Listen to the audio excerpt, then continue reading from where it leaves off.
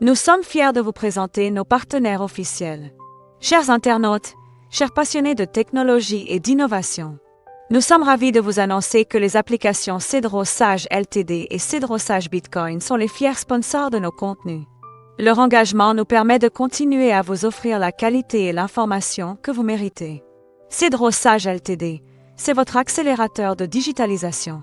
Lancez le processus de transformation numérique de votre entreprise ou de votre AGR et propulsez votre chiffre d'affaires en ouvrant les portes de l'international, le tout sécurisé par des solutions de pointe. Et pour les visionnaires de la nouvelle économie, Cedro Sage Bitcoin est la référence incontournable. Découvrez une technologie qui révolutionnera vos finances et votre entreprise. Accédez à la meilleure application de formation Bitcoin et maîtrisez l'avenir dès aujourd'hui. Pour avoir accès à ces applications révolutionnaires et découvrir tout leur potentiel, les liens sont disponibles en bio et en description de cette publication. N'attendez plus pour transformer votre entreprise et vos connaissances financières. Scannez et téléchargez dès maintenant. Merci à Cedro Sage pour leur soutien précieux. Bienvenue à toutes et à tous. Aujourd'hui, on se penche sur du nouveau dans l'écosystème Pi. Une annonce assez importante, la sortie de la version Node 0.5.2, mais surtout un changement de nom qui n'est pas anodin. Exactement. On parle de la transformation de PyNode en Pi Desktop. Tout ça a été annoncé dans une vidéo pour le Pi Today 2025. Et l'objectif ici, c'est de décortiquer un peu ce que ça implique vraiment pour les utilisateurs, les fameux pionniers. Oui, aller au-delà de l'annonce. Alors commençons par le plus visible, ce changement de nom. PyNode devient Pi Desktop. Pourquoi ce choix, d'après vous? Qu'est-ce que ça cache? Eh bien, ce n'est pas juste cosmétique. La source vidéo explique bien que Pi Desktop, maintenant, ça englobe plusieurs choses. Il y a l'ancien PyNode, celui qui sert à faire tourner le node technique sur son ordinateur. Oui, la partie technique. Voilà. Mais ça intègre aussi maintenant l'application de minage Pi, celle qu'on connaît sur mobile, et des outils comme le nouveau Pi App Studio. Ah, d'accord. Donc c'est une sorte de fusion. Une plateforme unifiée sur l'ordinateur. C'est ça. On peut voir ça comme une évolution logique. Le terme desktop, il est plus général, moins technique que nœud. Ça suggère que l'application PC n'est plus seulement pour les aspects techniques du nœud. Ça ouvre la porte à d'autres choses. Oui, potentiellement à d'autres fonctionnalités futures. Et ça rend l'ensemble peut-être plus accueillant, moins intimidant. Ça facilite aussi l'accès à Pi App Studio sur un grand écran, ce qui est plus confortable pour développer. Logique. Alors, très concrètement, pour les pionniers qui nous écoutent, comment ils peuvent obtenir cette nouvelle version, Pi Desktop? Télécharger l'application directement sur le site officiel pi-min.com/pi-blockchain Pinido. Et il y avait version pour Mac et pour Windows. D'accord. Téléchargement classique. Et pour se connecter? Une fois que c'est installé, on lance Pi Desktop, on clique sur Login. Ça va afficher un code. Et ce code, il faut ensuite l'entrer dans son application mobile, Pi.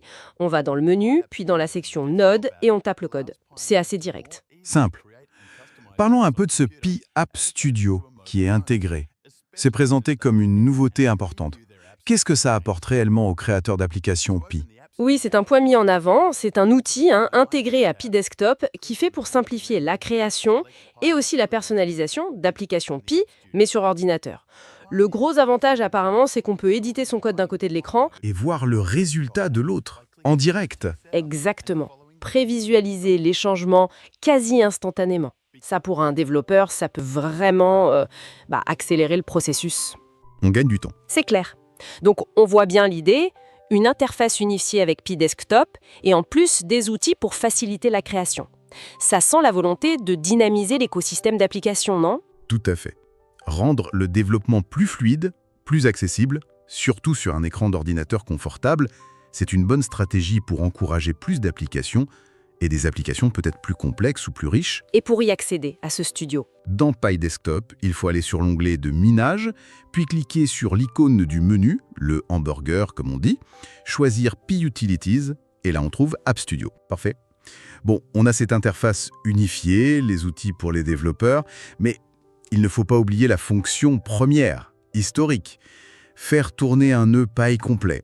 Ça reste au cœur de Pi Desktop, j'imagine. Ah oui, absolument.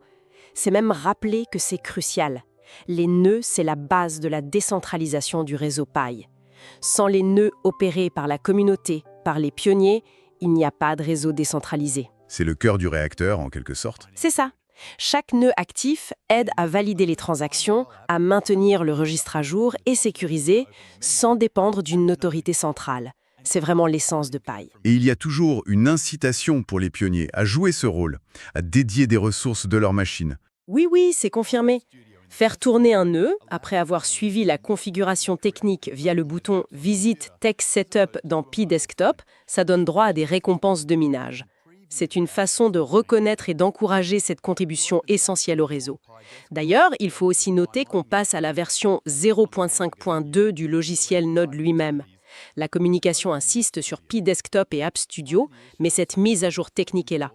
Même si on n'a pas les détails, ces mises à jour visent souvent à améliorer la performance, la stabilité, ce qui est bon pour tout le réseau. Bien noté. Donc pour résumer un peu tout ça, Pi Desktop, c'est plus qu'un changement de nom. C'est une étape vers une plateforme de bureau plus complète, plus intégrée. Elle combine le minage, la gestion du nœud, et maintenant elle facilite aussi la création d'applis pour l'écosystème. On sent une volonté de rendre la participation et la création plus accessibles. Et ça soulève une question intéressante pour la suite. Comment est-ce que cette accessibilité accrue, à la fois pour gérer son nœud et pour développer, pourrait influencer la prochaine vague d'innovation sur la blockchain Pi? Quel genre d'application ou de service ça pourrait faire émerger? C'est une piste de réflexion, je trouve.